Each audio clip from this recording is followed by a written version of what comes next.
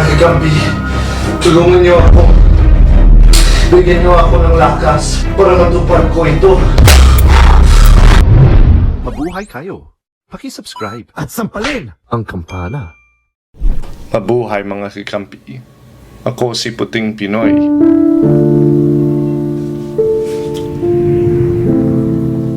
Masan siya? Ngayon, may nakikalungkot akong balita. Kailangan kong bawasan ang kaluwalhatian ng balbas ko. Alam niyo naman na ang balbas ay agimat. Kailangan kong bawasan itong balbas dahil hindi katanggap-tanggap sa karamihan sa lipunan dito sa Pilipinas. At yan ay nakakalungkot na balita. Yan ay isang tragedy kasi ang tingin ng mga tao sa tulad sa akin ay ermitanyo o isang tao na hindi malinis. Oh my gulay. Oh my gulay. Sana balang araw, mababago natin itong pananaw na ito. Marami akong oportunidad na nilalagpasan ko dahil sa yun, may balbas ako. Gusto ko sanang mag-ahit at 100,000 subscribers. 37,000 tayo.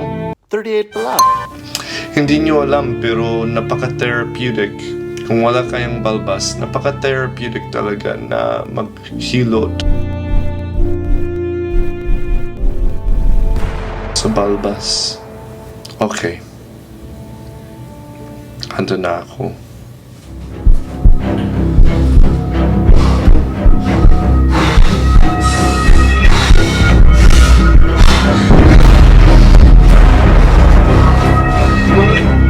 Mga kakampi, tulungan niyo ako.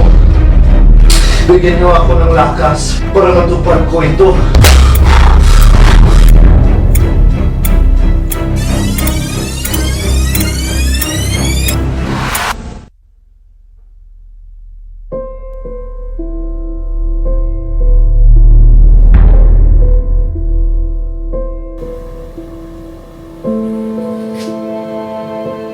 Nalulungkot ako dahil sa mga tao na nagsabi na kailangan kong gawin ito.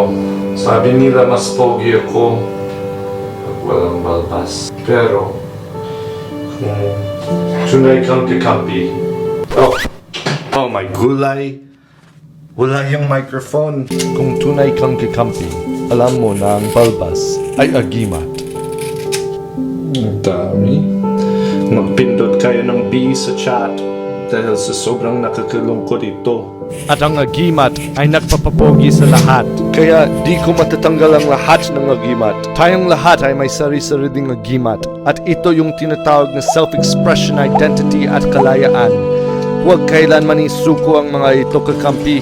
Kung kailangan gumawa na lang tayo ng sariling landas natin dahil ikaw mismo ang humahawak sa tadhana mo, sa kwento mo. Pahalagahan ang kwento ng bawat isa. Ang balbas ko ay agimat ko at bahagi ng aking kwento.